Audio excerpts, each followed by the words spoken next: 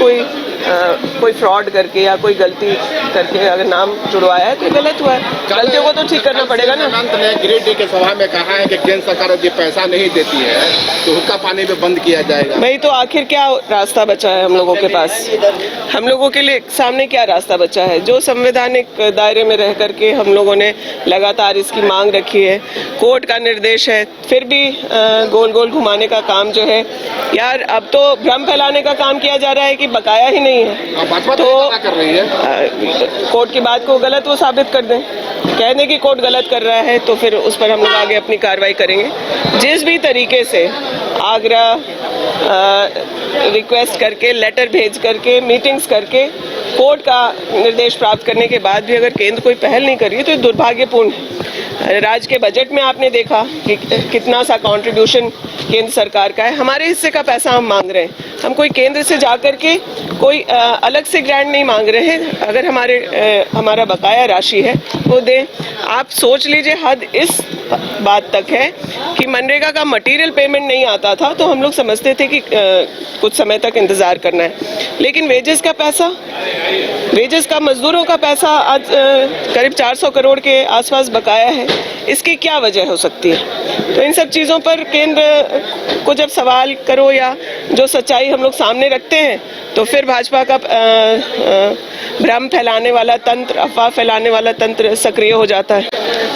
निश्चित रूप से जब बार बार केंद्र सरकार से आग्रह किया जा रहा है, मुख्य प्रधानमंत्री से भी मिले, इसके बावजूद वाजिब चीज़ जो मिलना है स्टेट को नहीं मिल रहा है, तो स्वाभाविक है एक आक्रोश जगना।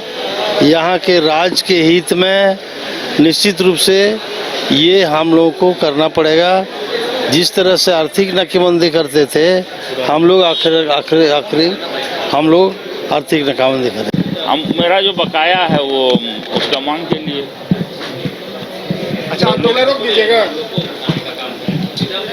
फिर तो बोल रहे रोकेंगे, तभी क्या बार बोल रहा,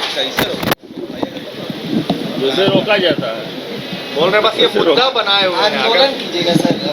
तो आंदोलन से ही होगा ना, आंदोलन से भी होगा। नहीं देगा तो हम लोग बहुत कुछ करेंगे। अच्छा, एक सवाल है, लगातार विपक्ष कह रही है सरकार राज्य में मुद्दा बना रही है और जो सही वे में, राइट वे में जो आप लोगों को काम करना चाहिए वो नहीं करे। क्योंकि ज़्यादातर जो 90% रकम जो है वो रैयत या जमीन से जुड़ा हुआ है, रॉयल्टी से नहीं जुड़ा। अच्छा, जो भी है आप दीजिए, जो भी है मेरा ही पब्लिक का है ना, वो दीजिए आप।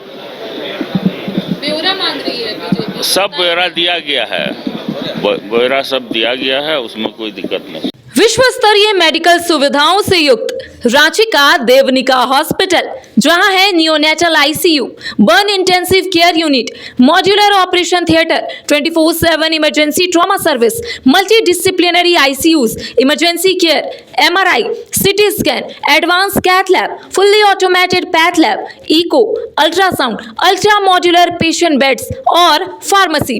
देवनिका हॉस्पिटल एंड रिसर्च सेंटर, किफायती दर पर विश्व स्तरीय इलाज, ancillary Chowk, Tupudana industrial area, Ranchi.